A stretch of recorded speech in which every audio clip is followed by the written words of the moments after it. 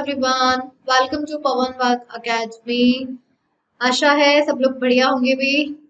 देखिए, last video में हम लोगों ने क्लास 10th के चैप्टर एनिमल क्लासिफिकेशन के काफी जो नौ दो ग्रुप में डिवाइड किया था एनिमल ग्रुप को। एक था आपका नॉन कॉर्डेट्स वाला, एक था आपका कॉर्डेट्स वाला। नॉन कॉर्डेट्स के हम लोग सारे फाइलम पढ़ चुके थे और हम लोगों ने कॉर्डेट्स के फाइलम को शुरू कर दिया था। कॉर्डेट्स में सिर्फ एक ही फाइलम था जो कि था कॉर्डेटा, और उस कॉर्डेटा के 3 सब फाइलम थे, राइट।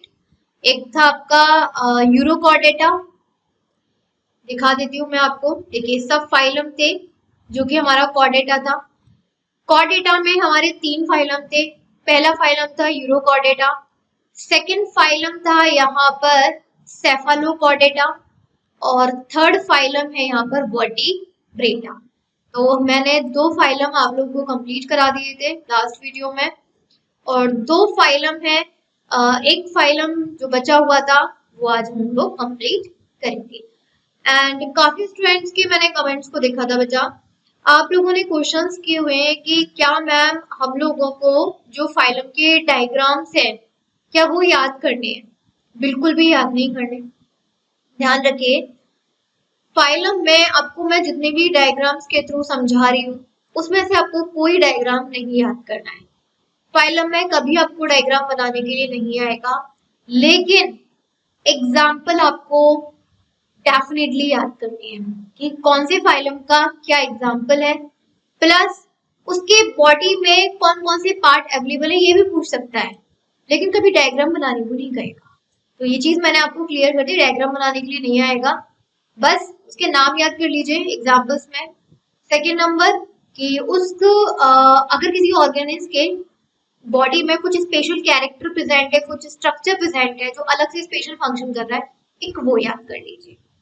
ओके, चलिए तो हम लोग अपना कॉर्डेटा फाइलम का सब फाइलम का लास्ट जो बचा हुआ है वर्टिब्रेटा, जिसे हम लोग क्रैनिएटा भी कहते हैं, उसको स्टार्ट करते हैं। देखते हैं ऐसे एनिमल्स में क्या क्या कैरेक्टर्स प्रेजेंट होते हैं। In these animals, notochord is replaced by vertebral column. ऐसे एनिमल्स में नोटोकॉर्ड किससे रिप्लेस हो जाती है? वर्टिब्रल कॉलम से। और जब हमारे वर्टिब्रल कॉलम आ जाते हैं तब उसे हम क्या बोलते हैं? Spinal cord. ये मैंने पहले भी बताया हुआ है कि नोटोकॉर्ड क्या थी? एक रॉड लाइक स्ट्रक्चर, लेकिन उसमें वर्टिब्रल कॉलम प्रेजेंट नहीं थे जैसे कि स्पाइनल कॉर्ड में प्रेजेंट होते हैं। लेकिन वर्टिब्रेटा में क्या हुआ कि अब जो नोटोकॉर्ड है वो रिप्लेस हो गई किससे? अब उसमें वर्टिब्रल कॉलम आ चुके हैं। अब हम उसे ना नोटोकॉर्ड नहीं कहेंगे, अब सिंपल बोल देंगे spinal cord with vertebral column. Second character है these animals head is well developed. ऐसे एनिमल्स में जो हेड होता है पूरी तरीके से डेवलप्ड होता है। Brain is protected by cranium. जो ब्रेन होता है, अब देखिए जो हमारा हेड वाला पार्ट है वर्टिब्रेटा में पूरी तरीके से डेवलप्ड है, तो ब्रेन भी डेवलप्ड होगा। और जो ब्रेन है, जो ब्रेन स्कल होता है ना, इसके ऊपर एक आउटर लेयर होती है जिसे हम बोलते हैं क्रैनियम। स्कल होता है skull, this is called cranium, जो ब्रेन के इनर पार्ट को क्या कर रहा है? प्रोटेक्ट कर रहा है। एंडोस्केलेटन इज आइदर कार्टिलेनियस और बोनी। एंडोस्केलेटन में पहले भी बता चुकी बच्चा, आप लोगों को याद ही होगा। एंडोस्केलेटन बोन्स का वो फ्रेम जो चेस्ट कैविटी के अंदर प्रेजेंट होता है, उसे ही बोलते हैं ना एंडोस्केलेटन। एग्जांपल भी दिया था मैंने, रिबकेज, स्पाइनल कॉर्ड, जो कि हमारे चेस्ट कैविटी में प्रेजेंट है। एंडोस्केलेटन है, बोन का पूरा फ्रेम है। तो वर्टिब्रेटा में जो एंडोस्केलेटन है कार्टिलेनियस भी हो सकता है, कार्टिलेनियस का होता है सॉफ्ट बोन्स का भी हो सकता है, और बोनी एकदम हार्ड बोन्स का भी हो सकता है। जो बोन्स होती है ना वो 2 टाइप्स में होती है। तो बोनी का मतलब होता है हार्ड बोन्स। जैसे ये बोन प्रेजेंट है ना, मैं इसको टर्न ओवर करने की कोशिश करूं, it will not move because it is hard.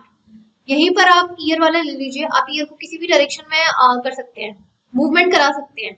कैसी बोन्स है ये? सॉफ्ट बोन्स है, जैसे हम बोलते हैं कार्टिलेनियस bones.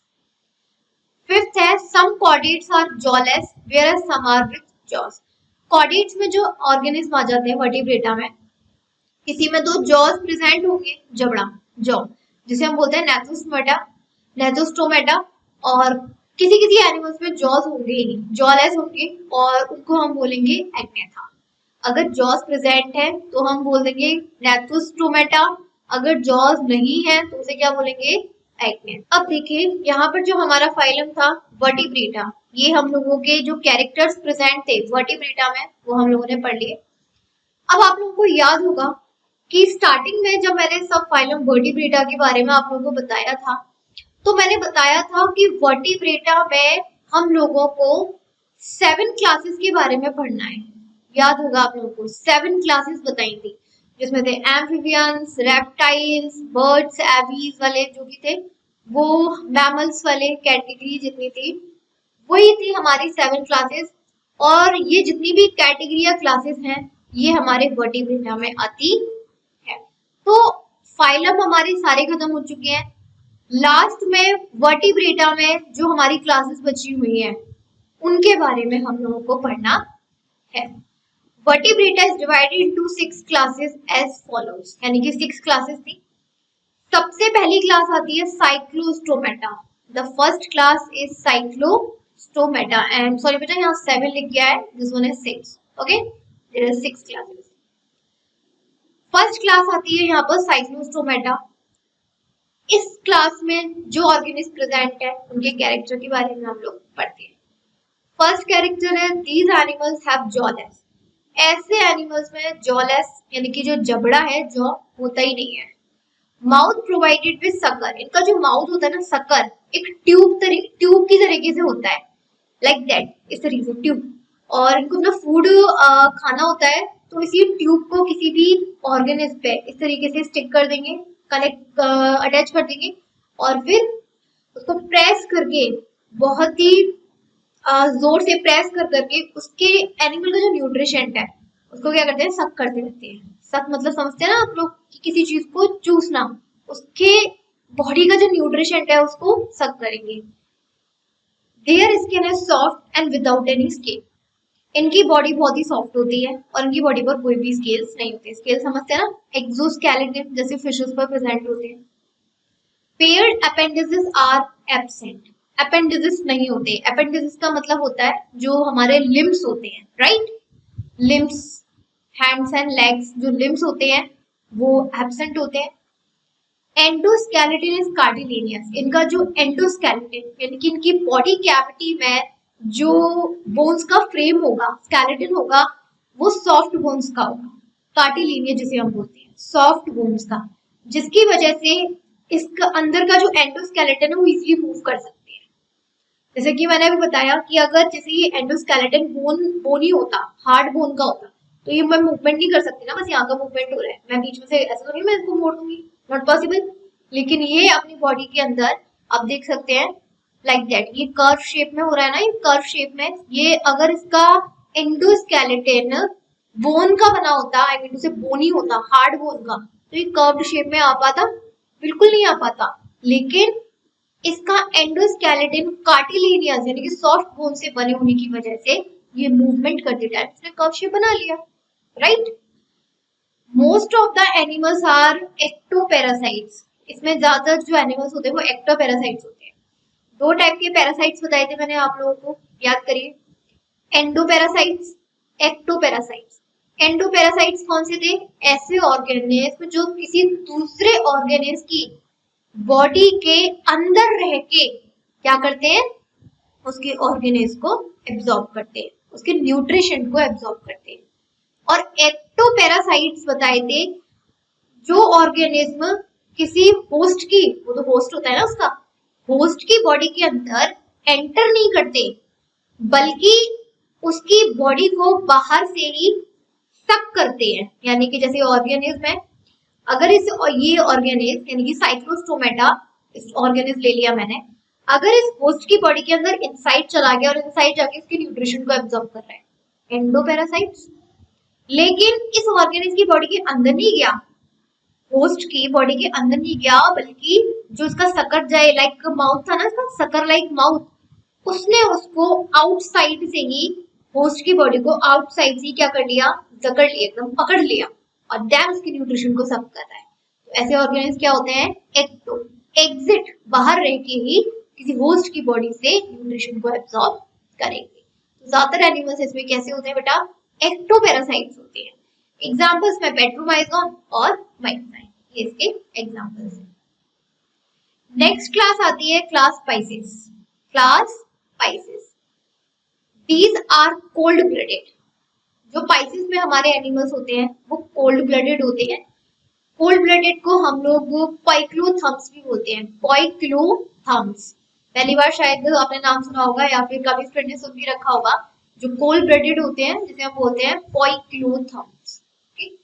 Aquatic animals living in marine and fresh water. Aquatic animals होते हैं ज्यादा मरीन और फ्रेश वाटर में रहना पसंद करते हैं। Body spindle shape to minimise water resistance. इनकी बॉडी स्पिंडल शेप की होती है, लाइक दैट, स्पिंडल शेप की होती है। वाटर रेजिस्टेंस है, वाटर रेजिस्टेंस का मतलब है वाटर को कट करके आगे की डायरेक्शन में ये मूव करते हैं। जैसे वाटर होता है ना, जैसे स्विमर होते हैं, स्विमर की बॉडी देखी है, स्विमर की तो बॉडी होती है, उनको जो स्विम सूट दिया जाता है, स्विमर को जब स्विम सूट दिया जाता है, आपने देखा है उसका जो स्विम सूट का कैसा शेप होता है, एकदम स्पिंडल शेप होता है, पतला पतला सा स्पिंडल टाइप। क्यों? ताकि जब वो वाटर में स्विम करे तो उसकी उस swim spindle shape swim suit की वजह से जो वाटर है ना आगे की कट होता चला जाए, आगे कट होता चला जाए और वो आगे बढ़ता चला जाए, इसीलिए इनकी बॉडी स्पिंडल शेप होती है। दे हैव पेयर्ड और unpaired fins for swimming. Fins तो आप लोग जानते हैं स्विमिंग करने के लिए जो एक्वेटिक एनिमल्स में प्रेजेंट होते हैं, तो ये पेयर्ड भी हो सकते हैं या सिंगल भी हो सकते हैं। Tail fin is useful as a steering organ during swimming. और जो टेल होती है, जो टेल फिन होता है, जो ऑर्गन है इसके में, वो स्विमिंग करने के लिए हेल्पफुल होते हैं, स्विमिंग करने के लिए हेल्प होते हैं। इसके अलावा डायरेक्शन चेंज करने के लिए जितने भी एक्वेटिक एनिमल है जब स्विमिंग करते टाइम अपनी डायरेक्शन चेंज करते हैं ना इधर उधर लाइक दैट, तो टेल फिन की वजह से करते हैं।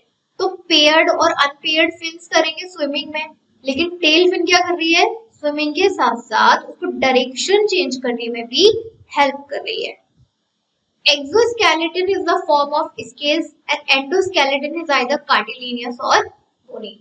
इसमें दोनों skeleton होते हैं, exoskeleton भी endoskeleton भी। अगर exoskeleton प्रेजेंट है तो स्केल की फॉर्म्स में, बॉडी पे देखा है ना आपकी स्केल्स प्रेजेंट रहते हैं लाइक दैट, इस तरीके से। तो exoskeleton स्केल्स होते हैं।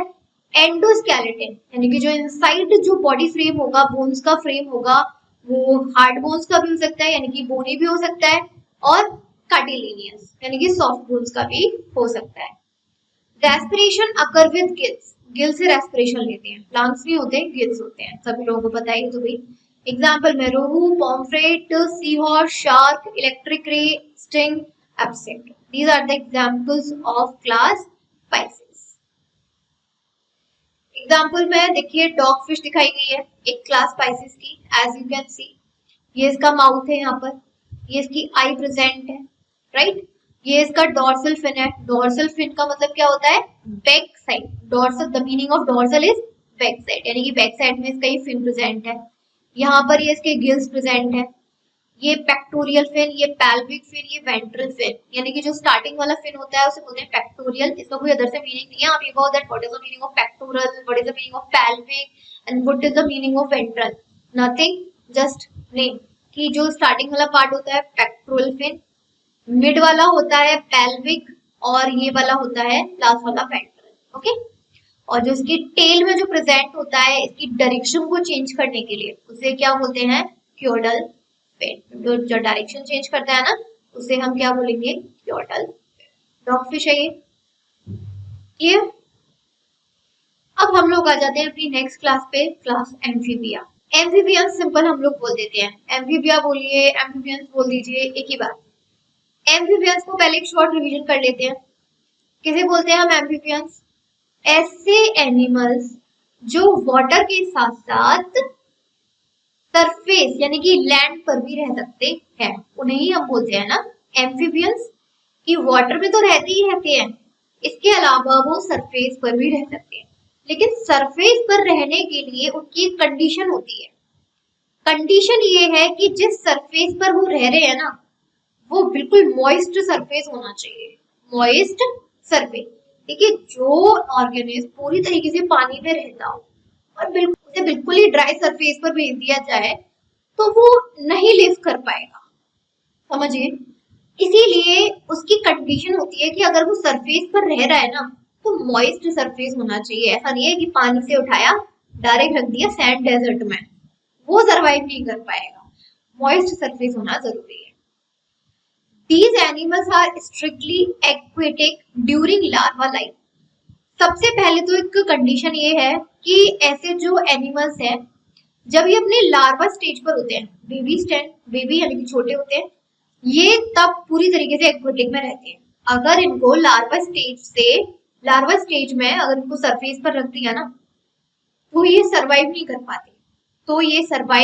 नहीं कर पाते, लार्वा स्टेज में ये पूरी तरीके से एक्वेटिक में रहना पसंद करते हैं and perform only aquatic respiration whereas they can live in water as well as on land during adult life. जब ये लार्वा स्टेज में होते हैं तो पूरी तरीके से ना सिर्फ और सिर्फ एक्वेटिक रेस्पिरेशन यानी कि गिल्स के थ्रू अपनी रेस्पिरेशन करते हैं, और जब ये एडल्ट हो जाते हैं, बड़े हो जाते हैं, तब वाटर के साथ साथ लैंड पर यानी कि मॉइस्ट सरफेस पर भी रह सकते हैं। और उस टाइमिंग पर ये एक्वेटिक के साथ साथ जो एरियल रेस्पिरेशन होती है ना, एरियल यानी कि सरफेस की जो रेस्पिरेशन होती है लंग्स और स्किन के थ्रू, उसको भी परफॉर्म कर सकते हैं। तो ये पॉइंट जरूर याद रखना कि हमारे जो क्लास एम्फीबियंस के हैं लैंड और मॉइस्ट सरफेस दोनों पर रह सकते हैं, लेकिन लार्वा स्टेज में पूरी तरीके से एक्वेटिक रहेंगे और एक्वेटिक रेस्पिरेशन को ही परफॉर्म करेंगे। लेकिन जब एडल्ट हो जाएंगे तो एडल्ट में ये वाटर के साथ साथ मॉइस्ट सरफेस पर भी रह सकते हैं और एक्वेटिक के साथ साथ जो हमारी सरफेस रेस्पिरेशन है लंग्स और स्किन के थ्रू, उसको भी ये परफॉर्म कर सकते हैं। सेकेंड पॉइंट है they have 2 pairs of appendices, digits are without claws. Appendices मतलब लिम्स बताया था मैंने, लेकिन पूरी तरीके से डेवलप नहीं, याद होगा। The meaning of appendices limbs यानी कि जो हाथ पैर होते हैं, तो 2 पेयर्स होते हैं, 2 हाथ 2 पैर, लिम्स लेकिन पूरी तरीके से डेवलप नहीं होते like humans. Digits are without claws मतलब जो इसका पंजा होगा ना वो इस तरीके से अलग अलग नहीं होगा, थोड़ा सा लाइक दैट, जैसे कोई पंजा है उसका तो इस तरीके से होगा। हमारी जो फिंगर्स होती है ना उसमें इस तरीके से फिंगर्स नहीं होगी। आप कभी भी नोटिस कर लेना कि जो इनके लिम्स में जो पंजा होगा ना, जो पाल पंजा होता है जिसमें कैच करने के लिए, तो जो हमारी को फिंगर्स दिखाई दे रही है, क्लॉ फिंगर दिखाई दे रही है, लेकिन उनकी फिंगर्स नहीं होती, जस्ट लाइक विदाउट डिजिट्स होता है इस तरीके से, लाइक दैट। थर्ड कैरेक्टर्स है एक्सोस्केलेटन इज एब्सेंट। इनमें एक्सोस्केलेटन का मतलब out of the body cavity जो बोन्स का फ्रेम है वो नहीं होता है। Skin is without any derivative and usually kept moist for respiration. Skin is without any derivative, skin के ऊपर उनकी कुछ भी नहीं होता, जस्ट मॉइस्चर एक लेयर होती है, जो इनकी लेयर होती है स्किन की जो लेयर होती है ना पूरी तरीके से मॉइस्ट होती है, गीली होती है, ताकि वो रेस्पिरेशन इजीली कर सके। मैंने अभी क्या बताया था एम्फीबियंस में कि एम्फीबियंस पूरी तरीके से पानी में रहते हैं और अचानक से उनको बिल्कुल ड्राई सरफेस पर रख दिया जाए, वो नहीं सरवाइव कर सकते ना। तो उनको सरवाइव करने के लिए मॉइस्ट सॉइल जरूर होना है, और मॉइस्ट सॉइल के साथ साथ अगर वो सरफेस पर है, मॉइस्ट सरफेस पर, तो उनकी स्किन भी मॉइस्ट होनी चाहिए, जो स्किन की पूरी लेयर है ना वो मॉइस्ट होनी चाहिए, अदरवाइज रेस्पिरेशन में उन्हें प्रॉब्लम हो जाएगी। एक्सटर्नल ईयर इज एब्सेंट, इनके में एक्सटर्नल ईयर नहीं होते, बट टिम्पैनम इज प्रेजेंट। जैसे हमारा एक्सटर्नल ईयर आपको दिखाई दे रहा है, ये नहीं होता, लेकिन टेम्पैनम एक लेयर होती है, यहाँ पे लिखा है ना टेम्पैनम, एक लेयर होती है हमारे ईयर के अंदर। जब हम कुछ सुनाई देते हैं, कोई हमसे कुछ बोल रहा है, तो लेयर में क्या होता है, वाइब्रेशन होता है, इस लेयर में वाइब्रेशन होता है, और फिर वो वाइब्रेशन हमारे अंदर तक जाता है और हमें पता चलता है कि वो सामने वाला इंसान क्या बोल रहा है। तो जैसे हमारा एक्सटर्नल एयर दिखाई दे रहा है आउट ऑफ द बॉडी, ऐसे नहीं होते, सिंपल इनकी एक लेयर प्रेजेंट होती है जिसका नाम है टेम्पेनम, और उसी लेयर में वाइब्रेशन होते हैं एंड जो भी कुछ में सुनाई देता है। नेक इज एब्सेंट, नेक नहीं होता। Eyes are prominent with eyelids, eye भी प्रेजेंट होती है, प्रोमिनेंट यानी कि डेवलप नहीं होती है। विद आईलिड्स, आईलिड्स भी प्रेजेंट होते हैं। एग्जाम्पल में फ्रॉग है, टॉड है, सैलमेंडर है, एब्सेक्टर, these are the examples of amphibian. Examples आप देख सकते हैं डायग्राम्स के थ्रू। ये फ्रॉग है, ये टोड है। फ्रॉग में दिस वन ये इसका माउथ है पूरा। यहाँ देखिए लेयर आपको दिखाई दे रही है यहाँ पर, दिस इज कॉल्ड टेम्पेना। ये इसका ट्रंक वाला पार्ट है, इसकी सॉफ्ट स्किन है, ये इसके लेग्स है एंड फोर आर्म। ये क्या है यहाँ पर, ये फोर आर्म जो उसका जैसे हमारी होती है ना फोर आर्म, दिस वन उसकी भी होती है। यहाँ पर टोड की हम बात करें तो टोड की जो स्किन होती है थोड़ी सी रफ होती है। फ्रॉग की स्किन थोड़ी सी सॉफ्ट होती है, लेकिन टोड की जो स्किन होती है थोड़ी सी रफ होती है। ये नेयर्स है, नेयर्स का मतलब जो नोज वाला पार्ट होता है, पूरी तरीके से नोज नहीं होती, किसी चीज को स्मेल करने के लिए बस नेयर्स होते हैं, जस्ट होल्स प्रेजेंट रहते हैं। ये कोई इंसेक्ट है, वैसे तो आइस के थ्रू वही देख ही लेते हैं, वो आइस के थ्रू तो देख ही लेंगे, लेकिन कुछ चीज को स्मेल करने के लिए भी जरूरत पड़ती है, तो वो नेयर्स के थ्रू करती है, टू होल्स जिसे हम बोलते हैं। नेक्स्ट क्लास जो है ये है रेप्टिलिया। रेप्टाइल्स, सिंपल रेप्टाइल्स जानते हैं आप लोग, रेप्टाइलिया भी होता है लेकिन रेप्टाइल्स ही बोल देते हैं। रेप्टाइल्स ऐसे ऑर्गेनिज्म होते हैं जो सरफेस पर क्रॉल करते हैं। क्रॉल मतलब रेंगते हैं। यही पढ़ा है आप लोगों ने कि reptiles are the organism which crawl on the surface, उसी को हम लोग बोलते हैं reptile.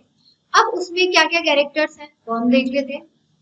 According to the course of animal evolution, these are the first true terrestrial animals with creeping movement. देखिए यहाँ पे अभी जो हमने एम्फीबियंस पढ़ा, तो एम्फीबियंस में हमने देखा कि जितने भी एनिमल्स थे एक्वेटिक थे, और अगर एक्वेटिक के साथ सरफेस पर रह भी रहे हैं तो मॉइस्ट सरफेस होना चाहिए, राइट। लेकिन जैसे जैसे इवोल्यूशन होता गया वैसे वैसे नई एनिमल आते चले गए, एनिमल की न्यू स्पीसीज आती चली गई, और माना गया है एक थ्योरी के अकॉर्डिंग कि जब इवोल्यूशन हो रहा था बहुत सारे एनिमल्स का, तो रेप्टाइल्स ऐसे एनिमल्स थे या ऐसी क्लास थी जिसमें ट्रू टेरेस्ट्रियल थे। ट्रू टेरेस्ट्रियल का मतलब पूरी तरीके से सरफेस पे रहने वाले। अभी तक हमने क्या पढ़ा कि पानी में रहते हैं, आधे एक्वेटिक में रहते हैं, आधे मॉइस्ट सॉइल पर रहते हैं, गीली जमीन पर। लेकिन ये पहले ऐसे एनिमल जो पूरी तरीके से ड्राई सरफेस पर भी रहने वाले थे, विद क्रीपिंग मूवमेंट, रेंगते हुए। These are cold blooded, ये भी cold blooded होते हैं जिसे हम बोलते हैं poikilotheriums. They creep on the land as their body cannot be lifted up. ये लैंड पर क्रीप करते हैं, रेंगते हैं, क्योंकि अपनी बॉडी को लिफ्ट नहीं कर सकते। लिफ्ट मतलब उठा नहीं सकते। Their skin is dry and scaly, इनकी स्किन ड्राई होती है, और इनकी स्किल का इनकी बॉडी पर क्या है, स्केल्स प्रेजेंट रहते हैं। नेक इज प्रेजेंट, नेक वाला पार्ट प्रेजेंट रहता है हेड और ट्रंक के बीच में।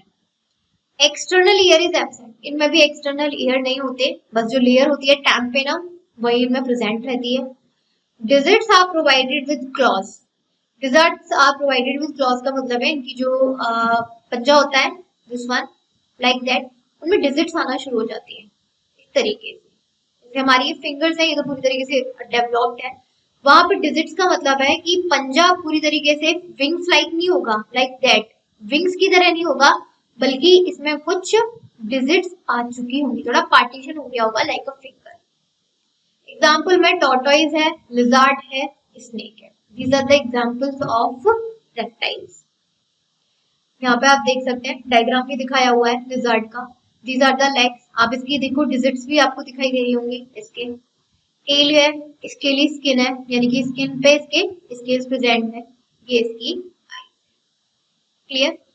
अब देखिए जो बाकी के जो क्लासेस बचे हुए हैं वो भी हम कंप्लीट करेंगे। मैंने कुछ बच्चों के कमेंट्स में देखा था कि जब मैंने स्टार्टिंग में आपको नॉन कॉर्डेट्स वाला पार्ट कराया था, तो नॉन कॉर्डेट्स में आपके 10 फाइलम थे, राइट। 10 फाइलम में थे, तो उसमें से सबसे पहला जो फाइलम था वो प्रोटोजोआ था। प्रोटोजोआ फाइलम था, उसके बाद पॉरीफेरा था, उसके बाद एनरिडा, आर्थ्रोपोडा, बहुत सारे 10 फाइलम थे टोटल। तो मैंने आपको सारे फाइलम करा दिए थे, लेकिन प्रोटोजोआ नहीं था आपका, प्रोटोजोआ नहीं हो पाया था। तो उस प्रोटोजोआ फाइलम को मैं यहाँ लास्ट में आपको करा देती हूँ, क्योंकि काफी स्टूडेंट्स को थोड़ा सा प्रॉब्लम है, हम समझ में नहीं आया है उनके क्या क्या कैरेक्टर्स हैं। किस तरीके से क्या अपनी प्रोसेसेस उनकी एक्टिविटीज होती है बॉडी में। तो जो फाइलम प्रोटोजोआ है ये नॉन कॉर्डेट्स का है, कंफ्यूज मत होइएगा, कंफ्यूजन हो रहा है डायग्राम को दोबारा देखिए, डायग्राम को लास्ट वीडियो में जाके आप दोबारा देख सकते हैं। जो मैंने नॉन कॉर्डेट और कॉर्डेट्स की जब डिवीजन आपको बताए थे, तो सबसे पहला फाइलम उसमें प्रोटोजोआ था, उसके बाद पॉरीफेरा था, लेकिन पॉरीफेरा से मैंने आपको करा दिया था, लेकिन प्रोटोजोआ नहीं हो पाया था। तो जो प्रोटोजोआ पार्ट है वो मैं आपको कंप्लीट करा दूंगी। ठीक, यहाँ पे इसके कैरेक्टर पढ़ते हैं। They are unicellular and eukaryotes. जो हमारे प्रोटोजोआ में एनिमल्स हैं वो यूनिसेलर होते हैं। यूनिसेलर का मतलब सिंगल सेल होते हैं, एंड यूकैरियोट्स होते हैं। यूकैरियोटिक बता चुकी हूँ मैं कि दो टाइप के सेल होते हैं, यूकैरियोटिक, प्रोकैरियोटिक। प्रोकैरियोटिक जो कि इनकम्प्लीट सेल होते हैं, एंड यूकैरियोटिक मतलब जो कंप्लीट सेल है, यही बताया था। तो जो प्रोटोजोआ होते हैं यूनिसेलर के साथ साथ यूकैरियोटिक होते हैं, complete cell. These are the simplest and the most primitive animal. ये पूरे फाइलम में सबसे ज्यादा सिंपलेस्ट बॉडी और बहुत ही सिंपलेस्ट स्ट्रक्चर रखने वाले एनिमल्स होते हैं। Their body organisation is of protoplasmic level. इनकी जो बॉडी ऑर्गेनाइजेशन है, यानी कि इनके बॉडी में सेल्स भी नहीं होते, क्योंकि ये तो खुद एक सेल है ना, यूनिसेलर सिंगल सेल है, बल्कि इनकी बॉडी में ना अंदर इनसाइड क्या फिल्ड रहता है, प्रोटोप्लाज्म फिल्ड रहता है। दो टाइप के लिक्विड होते हैं ना, एक साइटोप्लाज्म एक प्रोटोप्लाज्म। प्रोटोजोआ का तो खुद तो वैसे भी एक यूनिसेलर खुद एक सेल है, तो उस अंदर सेल के अंदर उसका जो पूरी ऑर्गेनाइजेशन होगा वो किसका होगा, प्रोटोप्लाज्मिक लिक्विड का होगा। They are of different shape. Different shape क्यों होते हैं, इरेगुलर और लैम्बोइडेड भी हो सकते हैं, राउंड भी हो सकते हैं, इनकी कोई शेप डिफाइन नहीं है, डिफरेंट शेप होती है। They have different types of locomotory organs like cilia, flagella, pseudopodia, etc. और लोकोमोशन भी बता चुकी हूँ। जब कोई ऑर्गेनिज्म अपनी एक जगह से दूसरी जगह पे पोजीशन चेंज करता है, दिस इज कॉल्ड लोकोमोशन। तो लोकोमोशन के लिए प्रोटोजोआ में अलग अलग ऑर्गन्स प्रेजेंट रहते हैं, लाइक सीलिया, फ्लैगेला, स्यूडोपोडिया, जिसे हम फॉल्स भी कहते हैं। फॉल्स मतलब उनके वो अपनी बॉडी से बना लेते हैं लेकिन एग्जैक्टली होते नहीं है। जैसे हमारे तो ऑलरेडी प्रेजेंट है, तो हम इसे फॉल्स नहीं कहेंगे, फॉल्स फीट नहीं कहेंगे, ट्रू फीट कहेंगे। लेकिन उन लोगों के तो होते नहीं है ना, तो वो अपनी बॉडी से क्या करते हैं, एक ऐसा स्ट्रक्चर बना लेते हैं लोकोमोशन के लिए, जिसे हम बोलते थे फॉल्स फीट। न्यूट्रिशन, जैसे एक एग्जांपल देती हूँ अगर किसी को भी डाउट है। सपोज करिए ये अमीबा है, क्योंकि प्रोटोजोआ में अमीबा आता है, ये तो आपको पता ही है। तो अमीबा की कोई शेप तो डिफाइन होती नहीं है, ना कोई हाथ होते ना कोई पैर होते। अब इसको मूवमेंट करना है, तो ये क्या करेगा, अपनी ही बॉडी का स्ट्रक्चर को कुछ इस टाइप से क्या कर लेगा, लाइक दैट। इसने फॉल्स फीट बना ली है। यहाँ पर आप देख रहे हैं इसने क्या किया, दो पैर लाइक स्ट्रक्चर बना दिया ना, इसी को हम लोग बोलते हैं सूडोपोडिया, जिसकी वजह से ये लोकोमोशन करेगा। Nutrition is different types like holozoic, holophytic and mixotrophic. जो न्यूट्रिशन होता है ना वो भी डिफरेंट टाइप का होता है, होलोजोइक भी हो सकता है। होलोजोइक का मतलब होता है यहाँ पर कि जो 5 प्रोसेस होती है न्यूट्रिशन की, सबसे पहले इंजेशन, सेकेंड नंबर पर आपका डाइजेशन, थर्ड नंबर पर होता है एब्जॉर्प्शन, फोर्थ होता है एसिमिलेशन, फिफ्थ होता है इजेशन। तो ऐसे न्यूट्रिशन को हम लोग होलोजोइक कहते हैं। और रही बात यहाँ पे होलोफाइटिक की, होलोफाइटिक का मतलब है यहाँ पर होलोफाइटिक न्यूट्रिशन में, जिसमें क्या होता है कि ये ऐसे ऑर्गेनिज्म है जो सिर्फ एसिड को न्यूट्रिशन लेते हैं। होलोजोइक में क्या किया इन्होंने, सॉलिड, लिक्विड और गैसियस तीनों चीज को एब्जॉर्ब किया। थोड़ा सा सिंपल वे में आपको बता देती हूँ, just give me a second. देखो, होलोजोइक एक ऐसा न्यूट्रिशन होता है जिसमें 5 न्यूट्रिशन प्रोसेस फॉलो होती है, इंजेशन भी, डाइजेशन भी, एब्जॉर्प्शन, एसिमिलेशन, इजेशन, राइट। इसके अलावा होलोजोइक में ऑर्गेनिज्म ना सॉलिड, लिक्विड दोनों फूड को खा सकता है। ये होता है होलोजोइक न्यूट्रिशन, चाहे वो सॉलिड हो चाहे लिक्विड हो, वो दोनों को खा जाएगा, न्यूट्री अपने आप ले लेगा। होलोफाइटिक में ज्यादातर जो एसिड फूड होते हैं, like carbonic acid, ammonia, nitrates, ऐसे मतलब न्यूट्रिशन को वो एब्जॉर्ब करेगा। होलोफाइटिक यानी कि सॉलिड नहीं लेगा, सिर्फ और सिर्फ किस पे, लिक्विड वाले पे डिपेंड रहेगा। नेक्स्ट आ जाता है मिक्सोट्रॉफिक। मिक्सोट्रॉफिक का मतलब है यहाँ पर कि फूड उसका सॉलिड और लिक्विड चाहे किसी भी फॉर्म में हो, वो उसको एब्जॉर्ब कर लेगा। ये होता है मिक्सोट्रॉफिक में। अब आप कहेंगे मैम डिफरेंस क्या है होलोजोइक और मिक्सोट्रॉफिक में? होलोजोइक में अगर कोई भी ऑर्गेनिज्म सॉलिड और लिक्विड को इंजेस्ट कर रहा है एज अ फूड, तो उसमें 5 प्रोसेस होंगी: ingestion, digestion, absorption, assimilation and egestion. Mixotrophic में नहीं होती। उसने सॉलिड या फिर लिक्विड फूड, क्योंकि मिक्सोट्रॉफिक है ना, मिक्स में तो भाई दोनों फूड आ जाएगा, सॉलिड भी आ गया लिक्विड भी आ गया, तो उसने सॉलिड और लिक्विड दोनों फूड को उसने एब्जॉर्ब कर लिया, बट उसने ये 5 प्रोसेस को फॉलो नहीं किया, उसे हम बोलते हैं मिक्सोट्रॉफिक। क्लियर? और होलोफाइटिक में तो सिर्फ लिक्विड वाला करता ही करता है ingest. Clear? Digestion is intracellular. Intracellular का मतलब होता है कि जो डाइजेशन है सेल के अंदर होता है, क्योंकि प्रोटोजोआ तो खुद एक सिंगल सेल है, वो फूड को अपने अंदर ले लेगा, तो यानी कि सेल के अंदर चला गया ना फूड, फूड डायरेक्ट किसके अंदर चला गया, सेल के अंदर चला गया, और फिर उसी सेल के अंदर डाइजेशन की प्रोसेस हो रही है, इंजेक्शन वगैरह जो भी चीज हो रही है, इसीलिए हम उसको क्या बोलेंगे, इंट्रासेलुलर। और अंदर जाके वो एक फूड वैक्यूल बना देता है। जैसे ये फूड इसने इंजेस्ट कर लिया, प्रोटोजोआ ने इंजेस्ट करने के बाद वो एक फूड वैक्यूल बना देता है, और उस फूड वैक्यूल के अंदर उस खाने को अपना पूरा इकट्ठा कर लेता है, और फिर उसकी बॉडी के जो एंजाइम्स होते हैं फूड वैक्यूल के अंदर उसके ऊपर रिएक्ट करते हैं, एंड देन उसको स्मॉलर पार्टिकल्स में फूड को डिवाइड कर देते हैं। Excretion and respiration occurs through general body surface by the process of simple diffusion.